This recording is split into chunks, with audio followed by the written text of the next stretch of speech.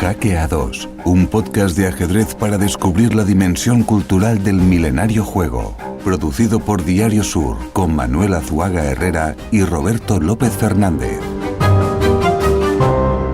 Programa número 29. Azuaga, amigo, ¿qué tal? ¿Cómo estás? Sí, es templado. Me ha venido de Madrid con algo, ¿eh? El virus Krasnik. Ya. Sí. Más allá de su estado de salud, que importa relativamente. Qué poco. El próximo es el 30. Al final del programa le contaré la idea que he tenido, que es, extraordinaria. Vale, no sé qué pensar, pero vale, bien. Bueno, y tengo un artículo aquí, hace unos días en el diario ABC, se lo envié por WhatsApp. Sí, vale. Lo vi. Y el diario ABC titulaba con una pregunta, decía, ¿por qué los nuevos prodigios del ajedrez tienen menos de 10 años? ¿Por qué? Ponía 10 años así en grande y en rojo, como si fuese un susto. ¿La pregunta me la hace a mí o...? Sí, bueno, no sé, para que reflexionemos todos, pero vamos, sí, claro, usted es el maestro. Sí, bueno, a ver, pues no quiero inducir, pero parece que sale, ¿no? Que sale al toque la respuesta, ¿no? La precocidad esta de que los chicos estén jugando con un teclado desde que prácticamente antes de que sepan hablar, ¿no? Y claro. Este tipo de acceso a las bases de datos y demás, ¿no? Que empiezan antes también. Claro, y las conexiones neuronales, ¿no? También. Entiendo, ¿no? Claro, hay niños de 3 años jugando online ya. Sí. O sea que, y le pregunto, ¿habrá un campeón del mundo hiper joven más pronto que tarde entonces? Es muy probable y bueno, todos estamos poniendo el foco ahora en Faustino, Oro, es un ejemplo, puede ser otro, pero es muy probable que dentro de 20 años, 15, 10, tengamos a un chico campeón del mundo, el más joven de la historia, ¿no? Muy bien, pues nada, es lo que le quería preguntar. ¿Empezamos? Venga. Vamos allá.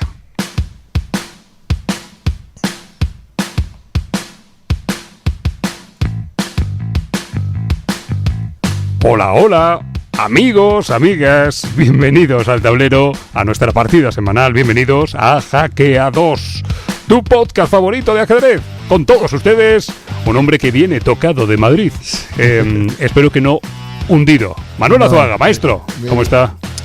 Muy bien, muy bien. Haciendo ejercicios. Ya empiezo a estar mejor. Hago mis ejercicios aquí. Está como estirando, está haciendo ejercicios de pensionista, ¿eh? Sí, total. Le cuento, vengo muy preparado. Cositas de hoy. Programa 29. ¿Qué tenemos hoy? ¿Se acuerda usted de D'Artagnan, no? Y los mosqueteros. Sí. Bueno, pues en ajedrez tenemos nuestro particular D'Artagnan, Veselin Topalov, es campeón del mundo. Y bueno, adelanto que se llama así, o le llamaban D'Artagnan por su estilo audaz, ¿vale? En el tablero. Como un espadachín. Eso es. Y vamos a hablar de D'Artagnan, de Topalov, vamos a hablar de Krasnik, cómo no, porque bueno, se enfrentaron Topalov y Krasnik en un duelo campeonato del mundo que tuvo un caso llamado Watergate. Así que el caso del cuarto de baño lo contaremos. D'Artagnan, Krasnik, el caso Watergate, en fin. No se lo pierdan. Cuentos, jaques y leyendas. ¿En Enroque Corto? En Enroque Corto, ¿qué le parece que hablemos con el Divis? Por la movidita. Claro. La movidita. ¿Dónde está Krasnik también, no? Por supuesto, ¿no? Bueno, vamos a hablar del Clash of Clans, que se ha disputado este mismo fin de semana en el Casino de Gran Vía de Madrid. Y creo que nos va a contar algo, tanto en el presente como en el futuro. Sabiendo que usted estuvo allí. Sí. Y que ha venido además regular. Sí. ¿Podemos decir que lo que pasa en Madrid se queda en Madrid? No, se puede contar. No pasa nada. Vale, y para terminar el programa, ¿qué? Bueno, tenemos, por supuesto, nuestro maestro Luisón, que hoy nos va a hablar de los peones aislados, que siempre hay dudas sobre si es una fortaleza, una debilidad o las dos cosas juntas. Y esto es importante, hemos recibido un saludo de José Martínez Alcántara, el peruano que se ha enfrentado a Krasnik. Eso es primicia total. Muy bien. Al decirlo, es que esto no lo veis. Azuaga ha hecho así con los dedos como un político. Como un político, como sí. Aseverando. Sí, hecho así. Lo importante es que tenemos sí. un audio. Bueno, pues estaremos deseando que llegue el momento para escucharlo. Cuenta todo lo que hago. Es verdad. Le veo se mueve mucho, pero ¿qué le pasa hoy? Bueno, ha venido raro de Madrid. Sí, he venido con el virus Krasnik, ya le he dicho. Ya, no, pero me preocupa. No quiero virus, en el estudio. Bueno. Venga, al lío. Vamos a empezar, Azuaga. Venga, va. Cuentos, jaques y leyendas. El capítulo de hoy le hemos titulado D'Artagnan, el mosquetero que fue campeón del mundo de ajedrez. Y supongo que va a necesitar una máquina del tiempo buena, ¿no? De esas que tenemos aquí. Sí, siempre, ¿no? Bueno, la fecha de nacimiento de Topalov es buena fecha, ¿eh? Sí. Es del 75, el hombre. Pero vamos a modificarla un poquito, nos vamos a ir al 2005, ¿vale? Vale. Pero yo creo que para que no despiste usted tanto a la máquina, si usted le pone 15 de marzo del 75, ajedrez o chess, Vale. le va a salir ya todo ambientado para que contemos la historia de Topalov 15 de marzo, del 75. pero ¿nos vamos a ir al 75 o al 2005? Al 2005. ¿Por qué me dice 75 entonces? Porque fue cuando nació. Ya, pero a ver si esto va a petar. Nah. 75-2005, ¿dónde vamos? Agárrese bien. No, pero no.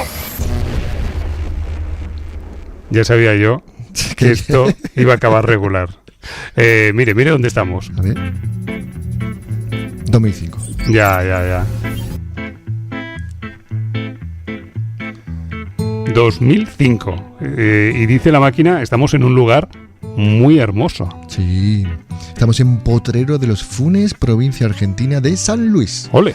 Bueno, pues si usted imagínese, Roberto, hackeados, 350 obreros allí construyendo durante meses la caja de los Trebejos, que era como una sala de juego espectacular, súper enorme, con un videomarcador arriba como estos que ponen en otros deportes. Y debajo de esas pantallas se sentaron los 8 mejores ajedrecistas del momento. En juego, como no, el título de campeón del mundo. Bueno, poca broma con la caja de los Trebejos, que tenía 860 butacas y 3 niveles de altura. Sí, señor. Y un campeonato por el título del mundo en el que hubo dos ausencias particularmente notables. Sí, ahí tenemos la tabla de participantes. Aquí está, sí. Estaban Topalov, lo leo tal y como quedó, ¿vale? Topalov, Anand, Svilder, Morozevich, Leko. Estaba el ruso Kasintzanov, estaba Michael Adams y luego llamaron a Judith Polgar porque la primera de las ausencias fue el rechazo del ruso Kravnik, que directamente dijo que yo allí no voy, yo soy campeón y yo no me tengo por qué jugar el título con nadie, ¿no? Llamaron a Polgar en sustitución. Vale, o sea que el primero que faltó, Kravnik, ¿no? con polémica ya, Con diciendo polémica, que no, sí, yo sí. no. Sí, Kravnik Vale. si hace algo lo hace con polémica. Y Vale. entonces, la primera o segunda en realidad ausencia es la de Garry Kasparov, pero bueno, el hombre estaba recién retirado y bueno, tenía su excusita, ¿no? Vale, luego profundizamos en lo de la polémica, ¿no? Sí, claro. Me parece que va a haber algo de polémica, ¿vale? Claro. Muy bien. Bueno, pues allí los 8, todos contra todos, Muy bien. ¿vale? Y el 13 de octubre... A doble vuelta, ¿no? Claro, sí, Vale. a doble vuelta. Y el 13 de octubre tenía que jugar Topalov con Kasintzanov y necesitaba medio punto, Roberto, ¿vale? Sí. Entonces, bueno, Topalov hizo honor a ese apodo d'Artagnan y, bueno, pues montó un feroz ataque con sus 2 torres, con el único alfil de casillas blancas que era el que le quedaba. Y, bueno, ahí le tengo una posición, ¿no? Pero hizo un movimiento extraordinario de torre E3 que le recomiendo a los hackeados aficionados que lo busquen porque es muy instructivo sobre el concepto de desviación. La partida es espectacular, muy propia de Topalov y bueno, el uzbeko, viendo cómo estaba la cosa, le ofreció las tablas y con ese medio punto se convirtió con 30 años Topalov en el nuevo campeón del mundo. Qué bueno, ¿eh? Pero Kramnik, que había rechazado la invitación, lo ha dicho el maestro Azuaga, también era, por su lado, campeón del mundo, ¿no, maestro? Sí, en realidad él decía que era campeón también, ¿no?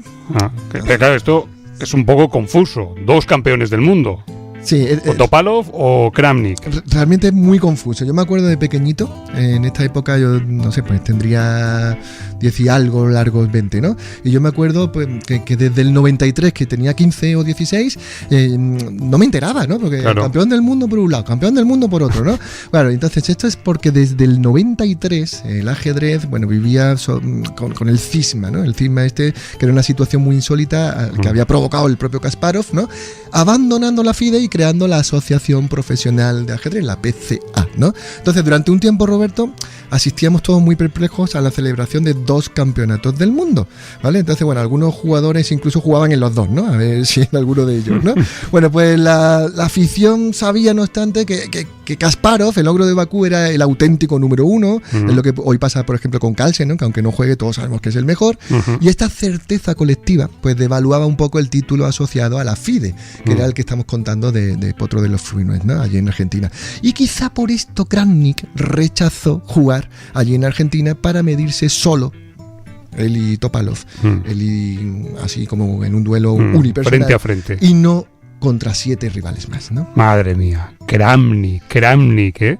Un dramitas, ¿eh? El amigo Vladimir, donde va la lía. Sí, era bastante dramita y lo sigue siendo, ¿vale? Ya. Bueno, tenemos el recuerdo en primera persona de Topalov sobre aquel instante que contábamos antes, que en sus tablas, en ese medio punto que sacó ahí con el uzbeco, ¿no? Con Kasimdzhanov, ¿no? Y nos lo cuenta él mismo. Obviamente mi mejor recuerdo fue cuando Kasimdzhanov me ofreció tablas en la penúltima ronda en San Luis, porque eso me hacía campeón del mundo, porque fue una partida en la que lo pasé, o sea, estaba bastante mal, rozando la derrota, y cuando ya me ofreció tablas, pues fue el mejor momento. Qué bueno, ¿eh? El recuerdo de Topalov sonando aquí en Hackeados. Sí. Qué lujo, ¿eh? Bueno, se convertía en campeón del mundo, ¿no? Vichy Anand, que quedó segundo, ¿no? Reconoció sin ningún tipo de rodeo, porque Vichy es entrañable, es un tipo... Vaya, si el ajedrez se llama noble juego, yo creo que es por Vichy Anand, ¿no? Y entonces él reconocía que Topalov merecía la victoria, que había sido el mejor jugador del torneo, ¿no? Y además, entrecomillado lo digo, ¿no? Sí. Pero Morozevich y el propio Kasimdzhanov, es decir, el uzbeco con el que había sacado las tablas, ¿no? Insinuaron que Danailov, que era el representante de Topalov, ayudaba un poco en las partidas a su pupilo a través de señales secretas, ¿no? Deslizaron ahí la sospecha. Por lo que cuenta, maestro, el ajedrez de élite por aquellas fechas, era un campo de minas, de refriegas y de polémicas. Totalmente, ¿no? Bueno, de hecho, en la construcción del relato oficial no se habló de un título reunificado hasta 2006, ¿no? Aquí estábamos todavía un año antes, ¿no? A partir ya del enfrentamiento entre Topalov y Kramnik, que se celebra en el Istá, que ya mismo llegaremos ahí, ¿no? Sin embargo, y aquí quiero pararme y poner foco y que todo el mundo atienda bien, Topalov niega esta secuencia, ¿no? Esto de que, bueno, ya, pero el título no estaba todavía reunificado, Topalov no fue campeón del mundo en Argentina porque todavía... Entonces Topalov lo explica muy bien, cuenta los hechos de su forma, cuenta la historia a contrapelo. Le escuchamos. Bueno, en Argentina, después de ganar, la verdad, yo ya, como cuando se retiró Kasparov en marzo, o sea, y después de ganar en San Luis, obviamente yo me sentía el campeón, el único, y de hecho la FIDE dio muy claro a entender de que era el punto final del campeonato en Argentina, en San Luis, era el punto final de la reunificación. Si no hubiera invitado a Kramnik. O sea, bueno, y como la FIDE es la que decide cómo se hace el título, o sea, el ciclo, o sea, obviamente Kramnik puede pensar lo que quiera, pero de la misma forma Fischer, que todavía seguía vivo, tenía los mismos motivos para decir que él seguía siendo campeón del mundo, porque si tú impones tus reglas y no juegas, sigues siendo campeón porque eres imbatido, ¿no? Sigues imbatido, pero hay la forma de... Por ejemplo, Ponomariov no perdió el título, simplemente no se presentó al siguiente campeonato y le perdió porque no jugó. Entonces yo no veo la diferencia. Quiero decir que yo era el único campeón después de San Luis. Y luego ya el que escriba a un periodista una cosa o un jugador diga otra es otro tema, pero yo era el único campeón. Este audio es buenísimo y escuchado con perspectiva y con tiempo todavía es mejor. ¿Eres del equipo Veselin? Por supuesto, yo siempre con usted. A mí me gustaría tener el audio de Kramnik también. Hombre, es que me va a ser difícil. Va a ser complicado. ¿Le cuento una cosa? Por lo que sea. ¿Le cuento una cosa? Por favor. Me ha robado un mechero. No. Kramnik. No puede decir esto. Sí, en público, aquí lo digo. Sin querer. Me ha robado sin querer. Luego dice que yo cuento historia. Por eso digo que ya tener su audio contando aquello me parece más difícil todavía, ¿no? Bueno, Kasparov, que antes habíamos dicho, ¿no? Se había retirado en marzo de 2005 en Linares y curiosamente su última partida profesional la perdió contra Topalov, nuestro protagonista, ¿no? Así que D'Artagnan se sentía, como lo ha explicado también, ciertamente el único campeón del mundo de ajedrez. Maestro, le propongo que nos cuente, aunque sea brocha gorda, el dibujo, la historia personal de Veselin Topalov. ¿Dónde tendríamos que irnos con la máquina del tiempo entonces. Venga, dejamos la musiquita, pero nos vamos al 75 entonces, ¿no? Vale. Nos vamos a la frontera con Rumanía, Venga. orillas del Danubio. Y Topálos nació en Russe, se escribe como Sí. Russe, ¿vale? Esto está sí, tocando con Rumanía, ¿no? Así, Eso en la es, frontera. sí, En la exacto, frontera. ahí, ¿vale? Bueno, Ah. pues su abuelo Georgi era militar y bueno, él jugaba con él sus primeras partiditas y también esperaba que su padre volviera a casa para, bueno, desafiarle en el tablero, ¿no? Su madre, la madre de Veselin, lo llevó a un club de ajedrez y bueno, allí él se acuerda que no sabía leer ni escribir, como decíamos antes de los chicos precoces, ¿no? Y tendría como 5 o 6 añitos, pero ya jugaba al ajedrez, ¿no? Él se acuerda muy bien de su primer entrenador, de Sinabov, ¿no? Que era un jugador que no era muy fuerte, pero sí muy buen pedagogo, ¿no? Y él me lo contó en su día con mucho cariño, ¿no? Y que algunos de aquellos amigos de entonces, tras 40 años, pues que siguen jugando al ajedrez y gracias a Sinabov y tal, ¿no? Bueno, pues a partir de los 11 años, Roberto, Veselin Topálos se puso a las órdenes, de Petkov Atanasov. Petkov, para ti y para mí, ¿vale? Vale, mejor. Bueno, el único maestro internacional que había en la ciudad, y con él comenzó a jugar D4, una primera jugada que aún no había utilizado en los torneos. Qué curioso este dato, maestro. Jugar el peón de dama, porque te pones en manos de alguien que te enseña, ¿no? Las líneas que esconde, empezar así la partida, ¿no? Esto Tal cual. muy interesante. Él jugaba siempre de 4, caballo F3 o lo que sea, y de repente con 11 añitos le dijo Petkov, a ver, a partir de ahora de 4, ¿no? Así que convenció también a su mamá de que su hijo tenía mucho futuro, y ahí fue cuando Topalov alcanzó ya otro nivel de comprensión total, y en 1989 en Puerto Rico consiguió el título de campeón mundial sub-14. su primer gran logro en el tablero, ¿eh?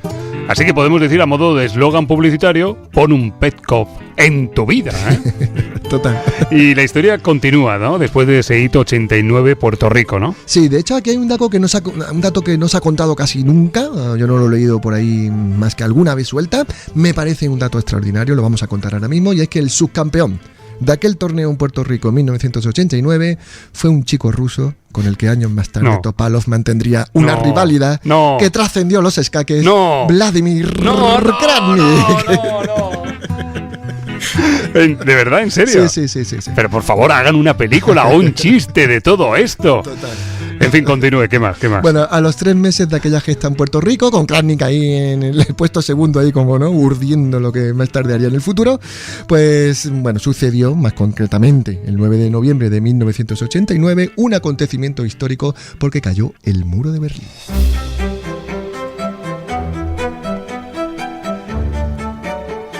Saltamos en el tiempo, ¿eh? 1989, ¿no? Y cuéntenos, ¿qué ocurrió a continuación? Bueno, en palabras de Topalov, me lo contaba hace ya un tiempo, él decía que la cosa se desmadró. ¿Así? ¿No? Tal cual, así, tal cual, ¿no? Porque en los 80, su familia en Bulgaria sufría cortes de luz, ¿no? Eran satélites, ¿no?, de toda la Unión, ¿no? No existía la propiedad privada. Pertenecía al Estado, ¿no? A los 15 años, él recuerda que ganaba más dinero jugando al ajedrez que su madre, que era pediatra, ¿no? Oh. Sí, entonces, no es que fueran pobres, pero, por ejemplo, nunca tuvieron un coche, ¿vale? Por ejemplo, cositas así me contaba, ¿no? Y que, de hecho, él fue, a través del ajedrez, el primero de su familia en tener un coche, ¿no? O sea, a partir de la llegada de Gorbachov, con toda esta caída, con la perestroika, se empezó a respirar mucha más libertad. Topalov, entonces, descubrió la música occidental, especialmente el rap, el heavy metal y canciones pegadizas como, por ejemplo, Don't Stop Me Now de Queen. Total, la verdad le gustaba mucho, ¿eh? Sí. Total.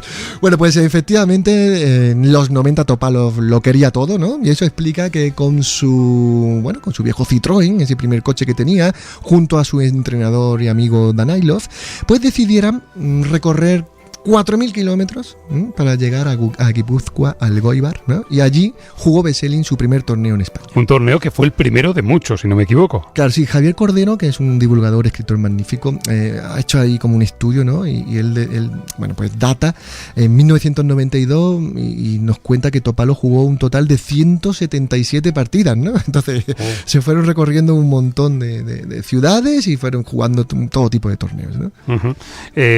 Tengo por aquí el dato dato, cuando Topalov llegó a España, ni siquiera estaba entre los 100 mejores del mundo. Exacto, sí. Y un año después solo había logrado ya estar en el 17, ¿no? Ole. O sea, jugando en España, venga a jugar, ¿no?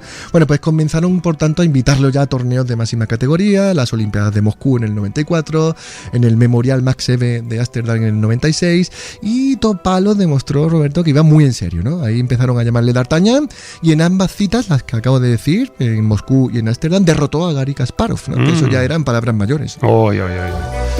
Bueno, aunque para palabras mayores, atención, lo que sucedió en el año 2006, ¿no? Y Sí. si no me equivoco, en el Istá, en Rusia, con un Topalov ya coronado, campeón en Argentina, y un Vladimir Kramnik que lo retó a un match que pasó a la historia, puedo decir, Toilet Gate, ¿no? Sí. Toilet Gate, como Watergate, ¿no? Exacto, sí.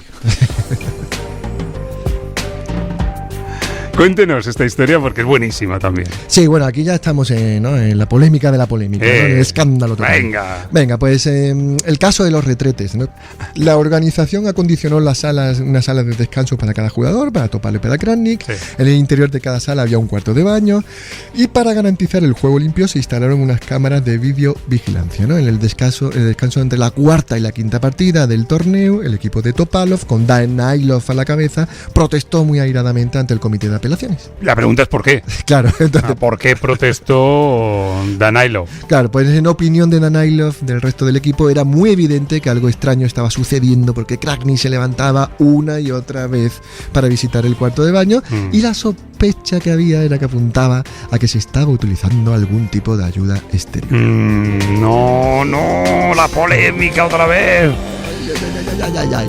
¿Y qué pasó? Bueno, pasó que Vladimir, al enterarse, se sintió ultrajado, ¿no? ¿Cómo se sentiría usted? ¿No? Ultrajado, ¿no? Ultrajado es una palabra muy bonita. Sí, entonces decidió que ¿qué haría usted? Pues no presentarse, ¿no? Dice, pues no voy, ¿no? Claro, porque era la quinta ya, Claro, la quinta partida. Y entonces la quinta la pierde por incomparecencia, ¿no? Ya. Entonces desde Fischer y Spassky en el 72, en Reykjavik, no madre sucedía algo parecido, ¿no?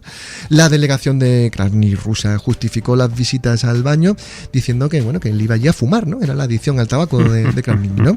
Y se alegó que necesitaba también más espacio para caminar, para pensar, ¿no? Pero fue tan frontal el choque entre las dos delegaciones que se decidió suspender el campeonato para revisar las salas y las grabaciones de las cámaras, ¿no? Mira, fíjate qué cosa, ¿no? Para ahí.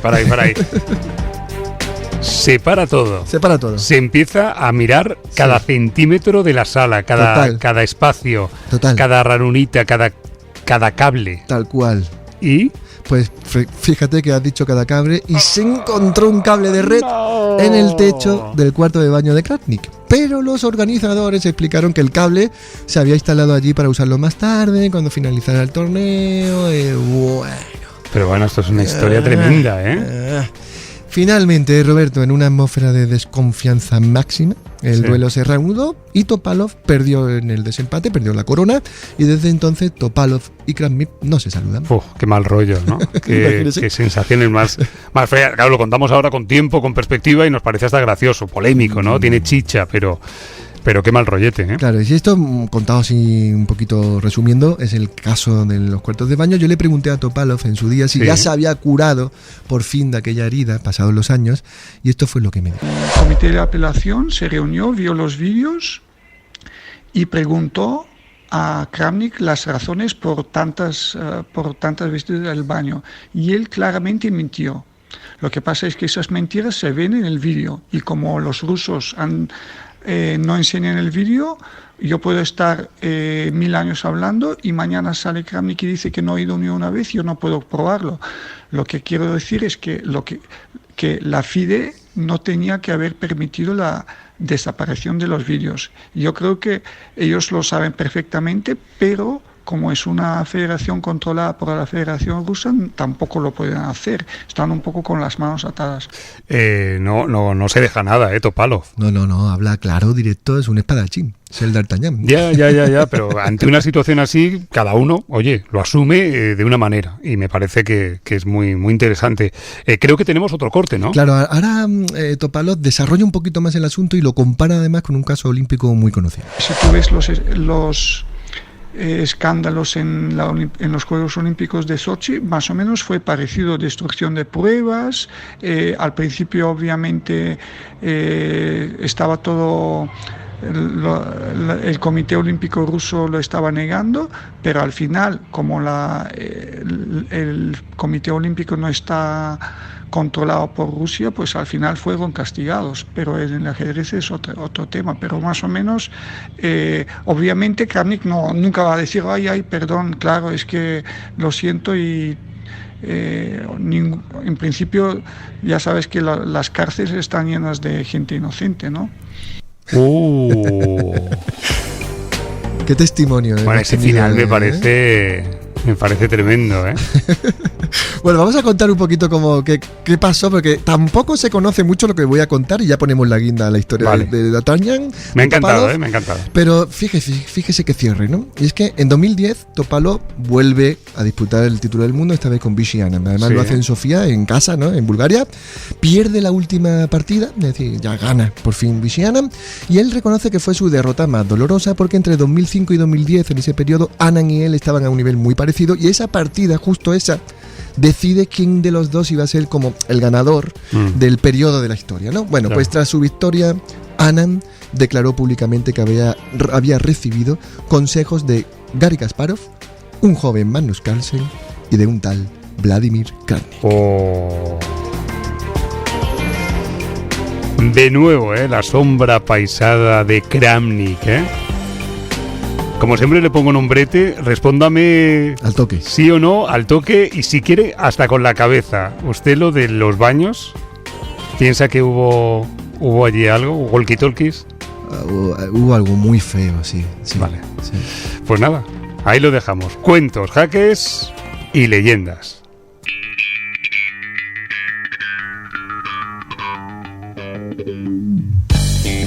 Y ahora en Roque Corto... después de esta historia tan apasionante, me parece que lo que va a acontecer a continuación tiene que ver, ¿no? Tiene que ver, ¿no? Así que por favor, Azuaga, sea tan amable de hacernos un perfil de nuestro invitado. Sí, mira, vamos a hablar con un amigo de la casa, con el maestro internacional David Martínez, Divis. Bueno, ya sabéis que entre sus aficiones está esto de dar espectáculo y organizó junto a Pepe Cuenca y a Gotham Chess el gran duelo, ¿no? El gran duelo entre Vladimir Kramnik, precisamente, hemos hablado de él, y José Martínez Alcántara. Entonces vamos a preguntarle por este duelo, este Clash of Clans. Venga, Divis, amigo, ¿qué tal? ¿Cómo estás? Hola. Hola, Roberto, ¿cómo estás? Un abrazo. Oye, ha dicho Azuaga que te gusta dar espectáculos. Sí. No sé cómo tomármelo, ¿eh? Sí. Bueno, sí, me gusta hacer cosas que entretengan y diviertan a la gente. ¿Verdad? Ya. Sí.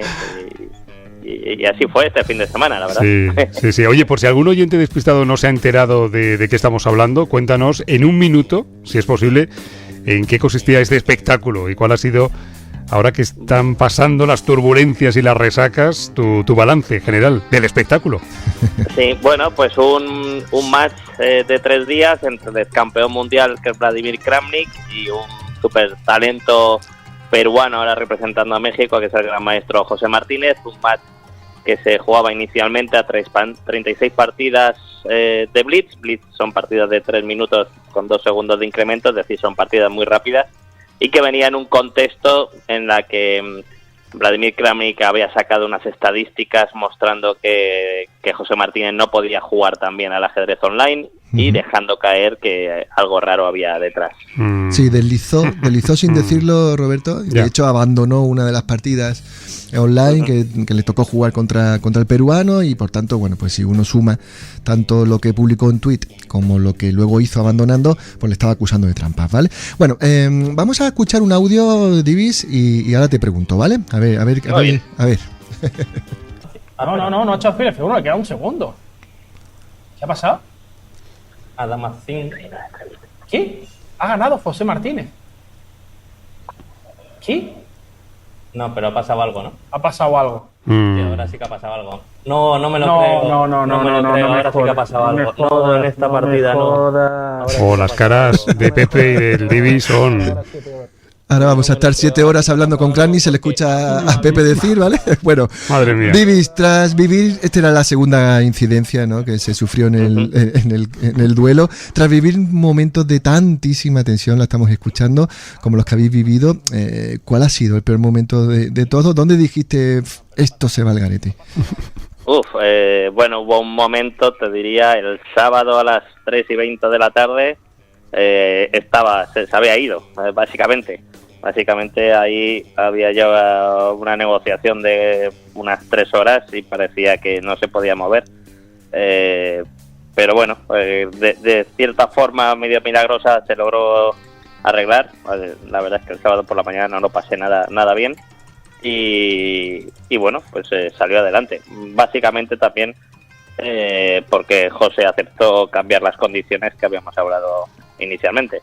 Sí, y porque Miguel Illescas hizo ahí de embajador, ¿no?, y de diplomático. Miguel Illescas hizo todo lo que estuvo en su mano. La verdad es que, bueno, pues hay que agradecerle que estuviera en el momento adecuado para intentar que Kramnik, que confía en él, bueno, trabajó en él y tal, pues pensara bien de nosotros, que luego no ha sido así 2 días después en cuanto se separó de él. Pero sí, la verdad es que Miguel empujó mucho a que se llegara a un acuerdo. Grande Miguel. Vaya tensión. Bueno, quiero, Divis, que oigas, bueno, y que lo hagan todos los hackeados que nos están escuchando, este corte grabado en el Casino Gran Vía de Madrid, sede del encuentro, y luego hablamos, y luego te hago una pregunta al respecto. Vamos a escucharlo. Muy bien. ¡Paralo!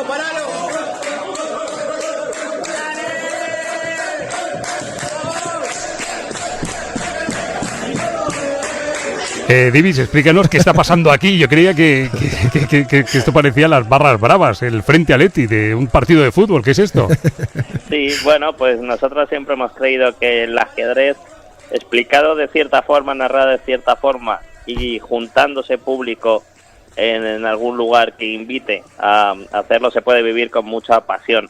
Era el casino un sitio ideal porque nos dejaron 2 salas donde reunir a la gente, y las partidas de 3+2, la forma de narrar de Pepe Cuenca, invitan mucho a disfrutarlo de una manera que igual la gente no piensa, con esos ánimos, esos gritos, aplausos, decepciones, todo. Realmente el que vive una partida de Blitz sabiendo un contexto y sabiendo lo que está en juego, descubre muy rápidamente que el ajedrez produce muchas emociones más allá de lo que piensa a veces que es un juego completamente racional. Sí, yo creo que este audio que hemos oído, Roberto y Divis, es el ejemplo más claro que yo recuerde de que el ajedrez también es un espectáculo, ¿eh? Sí. Oye, David Martínez Divis, ¿te arrepientes de algún punto, de alguna decisión, alguna concesión a Kramnik? Si mañana pudieras dar la campanada de nuevo a este mismo duelo, mismos protagonistas, ¿cambiarías algo?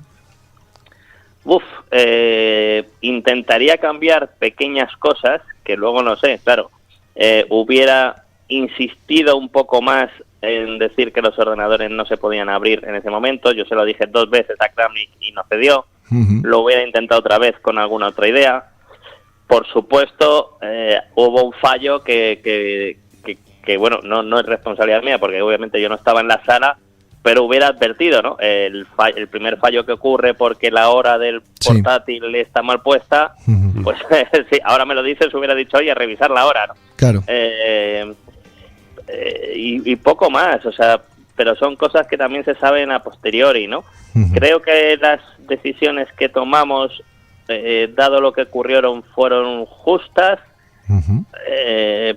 Se podían mejorar las cosas, yo que sé, no tan fácil, ni no me arrepiento de nada ni de lo que tomamos, pero bueno, siempre por las cosas se pueden hacer un poco mejor, como ajedrecistas lo sabemos, pero creo que el conjunto salió bastante bien, dando a la situación y luego además sabiendo, pues oye, la actitud que tenía igual Kramnik por dentro era peor de la que incluso pensaba yo, por lo que haber terminado el match me parece que es Una gesta, Divis. Sí, eso es, para darnos una nota alta en la organización, porque no fue fácil, la verdad. Una gesta. Tú recordarás que, bueno, yo no quería molestar, pero te mandé un WhatsApp porque yo no veía de ninguna de las maneras que pudiera retomar de nuevo Kramnik la idea de jugar en la plataforma chess.com, ¿no? Yo pensaba que la única opción era jugar todo en tablero y, claro, hubiera deslucido, ¿no?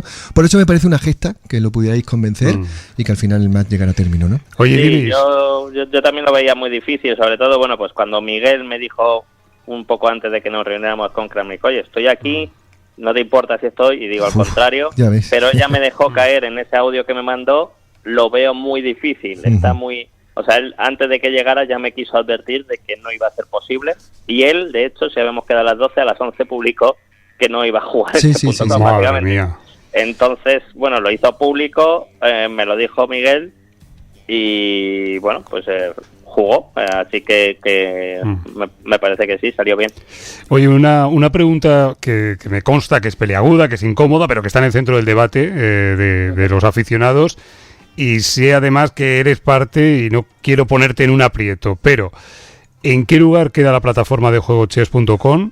Sobre todo tras el segundo incidente informático con los tiempos y tal, ¿y crees que se podría haber afinado más a nivel técnico? Porque de esto se está hablando también. Sí, bueno, pues es una pregunta muy buena, porque claro, en un match tan importante ha habido dos fallos, ¿no? Dos fallos de la plataforma, que además, bueno, pues al ser un match tan importante es muy grave. Hay que decir que, aunque parezca increíble, los dos fallos son de uno en 1 millón de partidas o menos, ¿no? Hay que decir que en chess.com hay 15 millones de partidas al día, y el segundo fallo, el primer fallo, les digo que es porque se enciende el ordenador un poco antes, por alguna cosa que desconozco, la actualización va mal, la hora la que pone está mal, y entonces la compensación del lag y todo enloquece, ¿vale? Eso, pues si no enciendes el ordenador y no tienes la hora mal puesta, no pasa. Y la de la última partida, que de hecho, bueno, pues hay que investigar incluso un poco más, porque como yo he dicho, creo que detrás de esto ha habido alguien. Había un ataque ahí, ¿no? De 3.000 retos al usuario de Kramnik, ¿no? La explicación que manda en chess.com es que recibe 3.000 retos. Y 3.000 retos evidentemente no son personas aisladas que se les ocurre retar, ¿no? No sé las cosas técnicas, pero eso, por cierto, ya se ha arreglado, es decir, gracias a este match se descubrieron 2 errores, pero me resulta difícil también incluso culpar a la plataforma de 2 cosas tan marcianas, tan extrañas, marcianas, ¿no? Por lo tanto, bueno, no sé. Fíjate, Roberto, que has dicho, oye, tú estás dentro, ¿no? Sí. Yo soy conocido porque he trabajado 10 años en chess24 y de los 10, en 8 me veías a diario quejarme de la sala de juego. Sí. Y ya en los últimos años casi maldecir a los informáticos porque teníamos una sala de juego malísima. En este caso, no. En este caso creo que no es una culpa realmente de la sala de juego, como sí, y chess.com tiene otros fallos, pero no es se puede jugar perfectamente. Sí, queda claro. Nos quedan 2 preguntitas, te dejamos, que sabemos que tienes que estar ya mismo tiene plancha, retransmitiendo ahí el Chess Festival de Madrid, pero me gustaría que fuéramos a la raíz, a la causa de origen de este espectáculo que habéis montado, la acusación sin pruebas de Kramnik sobre el juego de José Martínez Alcántara, quien además le había endosado al ex campeón del mundo un 7-0, hay que decirlo, 7-0, en la modalidad online, antes de que se celebrase este duelo, ¿no?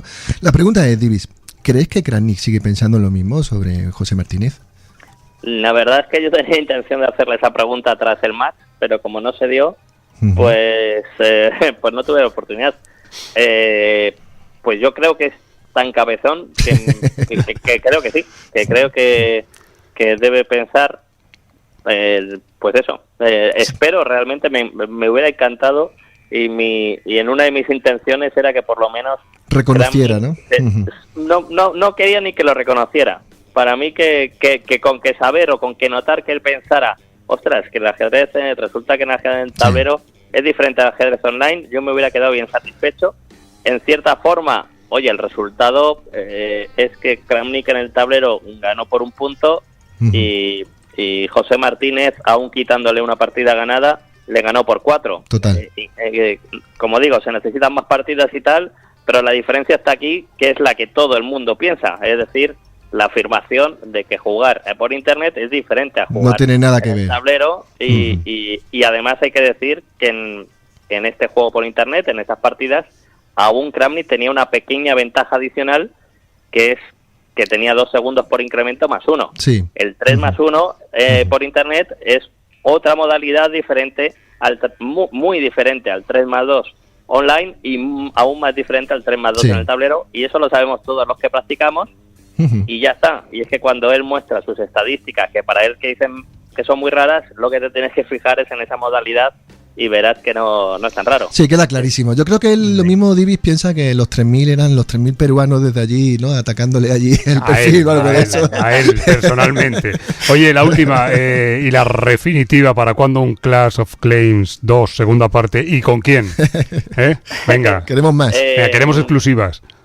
No sé si dentro de este contexto ya sí que habíamos pensado hacer alguna cosa, pero no sé si en un contexto de acusación de trampas, pero sí que me gustaría seguir organizando matches con una historia detrás, o con una duda, o que más que enfrentar algo feo, enfrente algo interesante. Por ejemplo, pues ya dije en la retransmisión que quería empezar a trabajar en un match entre el gran maestro Pepe Cuenca y Faustino Oro, para ver si, oye, Faustino Oro Qué es bueno. capaz ya de ganarle un match a un gran maestro como bueno. Pepe Cuenca. Ahí se me apunto Y- Qué también. bueno, ¿eh? qué bueno.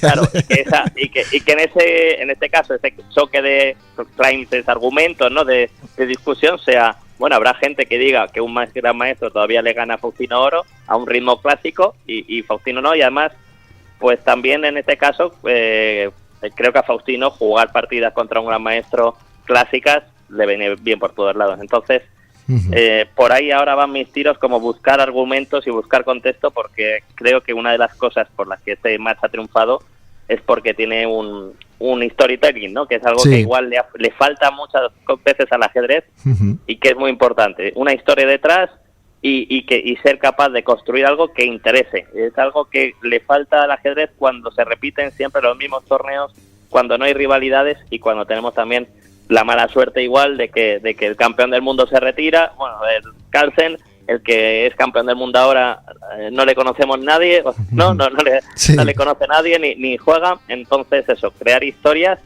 y ponerlas en marcha. Hay que decir que el sistema en sí de mezclar internet y en vivo me ha gustado también. O sea, Qué grande, qué grande. Pues... me ha gustado, así que, pues- que ya veremos. No, lo vamos a ver, estoy completamente convencido. Sigue haciendo historias y sigue haciendo espectáculo, Divis, que yo creo que merece la pena y vamos a estar muchos pendientes. Un aplauso, Divis, por todo lo que habéis organizado y ahí Sí, vamos señor. a estar pendientes de este Clash of Clans 2, que oye, si es de Faustino con Pepe o viceversa, ahí vamos a estar, ¿vale? Ya, ojalá pueda ser. Venga, un abrazo. Un abrazo, Un Divis. abrazo, Roberto, un abrazo, Manu, hasta luego. Chao, Chao, chao. hasta luego, adiós. Más, seguimos. El programa de la movidita, le podemos llamar a este, Azuaga. Sí, Madre polémica mía. tras polémica. Bueno, veremos los mensajes de los oyentes. A ver, estamos en Torre en Séptima, la interacción con la audiencia. Ya sabéis que en esta sección nos colocamos en séptima fila, como una torre pacífica que domina el campo de batalla, y leemos los mensajes de vosotros, amigos hackeados. ¿Qué tiene por ahí, por favor, Azuaga? Venga, Ricardo Hola. Raxiris, el Oh. nombre de dios egipcio. Sí. Ricardo, que nos escribía y nos decía que no se pierde un programa y que estupendo hackeado. Muchas gracias, Ricardo. Muy bien. El siguiente le lee, a lo mejor es un Usted, negociado. Usted. ¿Sí? Sí, estoy enfadado con él. No. Tema de polémica. Upiki, eres de los míos. Dice, gracias hackeados, con A minúscula, la segunda. Y luego dice, gracias hackeados, con separación entre jaque y A2. Sí. Y luego dice, gracias hackeados, todo junto, en letra. Pues si se fijan las fechas, en las horas, Está en, loco, en realidad... Está loco Upiki porque lo ha mandado a distintas horas. No, porque en realidad lo empieza mal, luego lo empieza peor y luego ya termina bien. Pero ¿no? el primero lo manda a las 18:42, luego el siguiente a las 19:18 y el último a las 21:04. Upiki, Le haz algo con recuerdo- tu no, vida. le recuerdo que usted es del equipo Upiki. Ah, es verdad, perdón. Más- Yo lo he loco aquí. más mensajes. Venga, Daiman Mendoza, que decía, saludos, pienso que está mejorando de a poco. Yo creo que este mensaje se contextualiza hablando de Diglirem. Primero trata de no quedar último, luego de recuperar fuerzas de torneo. Me gusta la historia de Max Eve. A nosotros también, muchas gracias, Daiman, siempre ahí cariñoso con sus mensajes. Vale. Y este es de Abel de Santiago. Momentazo. Dice, muy bueno el episodio. Momentazo. Dejo aquí abajo el enlace de la canción. El enlace de la canción que compuse utilizando las figuras del ajedrez como inicio de cada estrofa. Dice, en agradecimiento a la vida, la mejor maestra, y dedicado a todos vosotros, un saludo. Atención, que tenemos una canción. Claro. Espera, vamos a escucharla. Al final... Este es Abel. Yo voy a ¿Se cantar. sabe la canción o qué? Con el permiso de Abel voy a hacer los coros, ¿vale? Pero... que tiene la letra. Claro. Déjeme la letra. No vale desafinar. No. Es como un Juego de realidad. Perdón, Enrocarse puede ser salvación. Madre mía. Como en un ajedrez. Mira qué punteo, Maravilla, Dios mío, esto es oro, Abel. Pam, pam. Dime cuál es su color. Dime cuál es tu color. Alfilo torre, qué opción. Maestra del ajedrez. Bueno. Atención al final, ¿Qué pasa al final? ¿En hackeados ha dicho? Pero bueno, Vamos. un aplauso por favor. ¡Vamos! Abel de Santiago. Momentazo. Pero esto, por favor, ¿podemos hacer copias de esto y venderlo? Pero madre mía. Oye, momentazo, Sí, señor. Oye, que salimos en una canción, Azuaga. Sí, bueno, si en la sección de los oyentes Torre y Sétima hubiera una competición, declaro ganador al señor Abel de Santiago. Va, así, claro, es insuperable, ¿no? O sea, Madre mía. es muy insuperable esto, ¿no? Oye. Así que muchas gracias. A mí me ha hecho mucha ilusión, En fin, a ciegas me puedes ver en Hackeados. Así termina la canción, La vamos a poner algún que otro programa más, ¿vale? Vale. ¿Me parece? Sí. No, me parece bien. Me ha gustado. ¿Algo más que tenga por ahí? Sí, mira, se acordará que Miguel Vega, nuestro Sí. oyente escritor del último Sí. duelo de la doble K, Sí. nos hizo llegar hace unas semanas el encargo de preguntarle a Leoncho por el ajedrecista con mejor sentido del humor, al que sí. Leoncho hubiese conocido. Y esto es, desde Marrakech, lo que nos dijo Leoncho. En primer lugar, agradezco mucho a Miguel Vega esta pregunta porque me ha hecho pensar sobre algo interesante. No abundan, más bien son muy pocos los jugadores de élite con sentido del humor. Tal vez eso nos haga pensar que el ajedrez es un juego muy exigente en cuanto a que uno pone sobre la mesa su ego en cada partida y tal vez eso no encaje bien con el sentido del humor, especialmente en la variante de reírse de uno mismo, ¿no? Yo he conocido a todos los campeones del mundo desde Budvinik y he entrevistado a todos excepto Petrosian, y yo creo que ahí el ganador es Mikhail Tal. Qué curioso esto del sentido del humor. Me gusta mucho y lo que ha apuntado Leoncho del ego. Con el ego. Es que el ego es poco amigo del sentido del humor, Sí, porque para tener sentido del humor hay que reírse de uno mismo. Para empezar. Absolutamente de acuerdo. Bueno, pues Leoncho desarrolla un poquito, elige a Mikhail Tal. Sí, ha elegido a Tal. Que me ha gustado, la verdad. Sí, somos amigos. Somos muy Tal. Y desarrolla un poquito por qué elige a Tal. Fíjate. Lo entrevisté 2 veces, una en la Peña El Sombrero de Málaga y la otra en Sevilla, pocos meses antes de morir. Es una entrevista que hice con Lincoln Meiztegui para la revista Hacky, creo que es una de las últimas que dio Mikhail Tal. Tal usaba el sentido del humor de manera muy inteligente, ahí también se notaba que era un genio, por ejemplo, para librarse de preguntas complicadas. Una vez, no me acuerdo quién fue, le preguntó si él era un morfinista, en el sentido de un dependiente de la morfina. En inglés eso es morphinist, claro, porque su salud era muy mala y constantemente tenía que ir a hospitales, etc. Entonces su respuesta fue: morfinista, pero ¿cómo se le ocurre? por favor, preguntarme eso. Yo no soy morfinista, yo soy chigorinista. Sabía que iba por ahí, Mijail Chigorin, ¿no? Bueno, qué bueno. Ahí está, Mijail tal, para que Miguel Vega se quede ya respondidísimo. Hemos ido a donde estaba Leoncho y ahí que nos contestó. Pero ha dicho que se oían pajaritos por detrás. Sí. ¿Se puede decir dónde estaba o no? En Marrakech, sí. Ah, vale. Sí, qué maravilla. Jaque. ¡Captura! Amenaza o los consejos del maestro Luisón. Abra la caja, por favor, ¿qué tiene ahí? Venga, tenemos aquí una preguntita de Luis Pinto desde México que decía: ¿cómo debo jugar con un peón aislado? Depende de a quién leas, es una fortaleza o una debilidad. Y hay quien te dice que avances cada vez que puedas, pero hay otros que te dicen que no. Ya. A ver qué me dice Luisón, ¿no? Bueno. Entonces, está un poco liado nuestro amigo Luis Pinto con cómo jugar un peón aislado. Esto fue lo que dice Luisón. Gracias por tu pregunta, amigo Luis. Bueno, voy a aclarar que de lo que voy a hablar son de las posiciones de peón de dama aislado, una estructura de peones muy característica en el medio juego y muy importante porque se puede llegar por diferentes aperturas, por muchos caminos. En ese tipo de posiciones, el bando que tiene el peón central aislado y le interesa mantener cuantas más piezas en el tablero, mucho mejor para tratar de desplegar cierta iniciativa. Tiene ventaja de espacio, mayor presencia central y si desarrollas tus piezas de manera activa, a veces puedes incluso realizar un ataque contra el rey enemigo. En algunos casos, si avanzas el peón y lo cambias por un peón enemigo, te desembarazas de la teórica debilidad y quedas en una posición abierta con cierta ventaja porque estabas más activo. Pero si juegas contra el peón aislado, lo que tienes que hacer es cambiar piezas para llegar a un final, porque las debilidades en la estructura de peones en general, no solo el peón aislado, peones doblados, peones retrasados, se aprovechan mejor en el final. Pues ya está, como diríamos en misa, ¿no? Palabra de Luisón, te alabamos, oh señor. Oh Luisón. Y ahora el diario de Tartacower, las noticias. Con una notición. Que, por cierto, tiene que ver con el encabezamiento del programa, cuando le he preguntado por el artículo de ABC y los chavales jóvenes que vienen pegando muy fuerte. Exacto. Tengo un titular que dice: Faustino Oro se podría convertir en el maestro internacional más joven de todos los tiempos. Eso es, ¿no?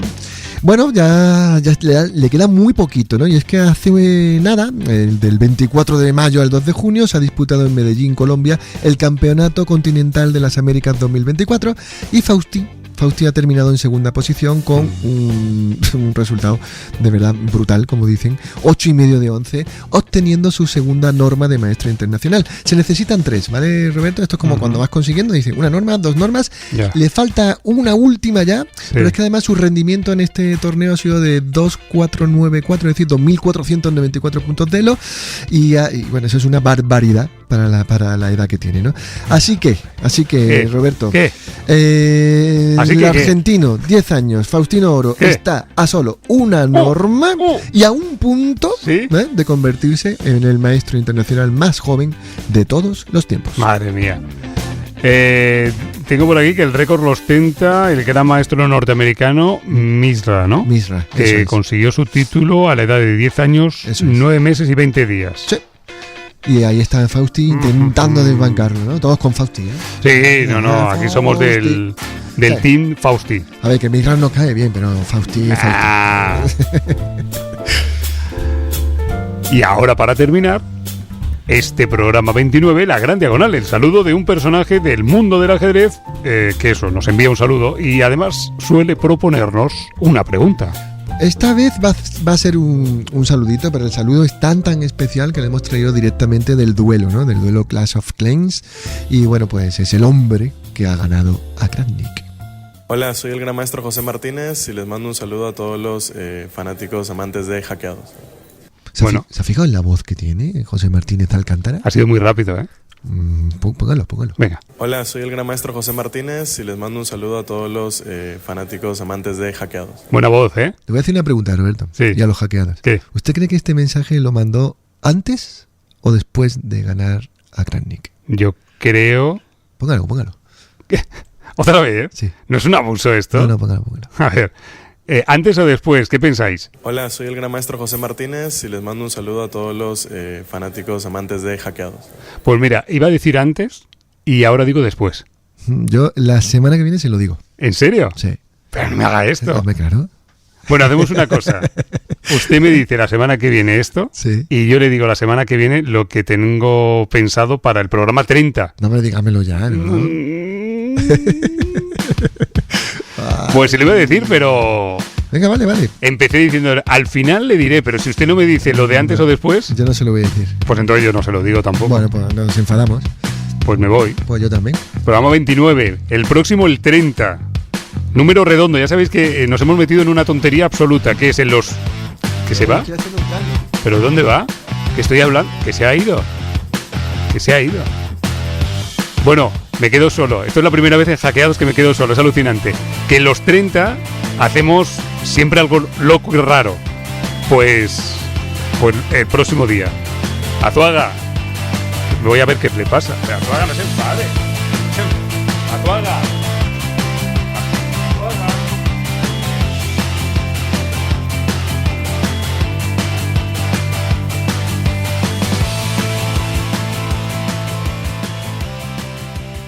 Hackeados, un podcast de ajedrez para descubrir la dimensión cultural del milenario juego. Producido por Diario Sur, con Manuel Azuaga Herrera y Roberto López Fernández.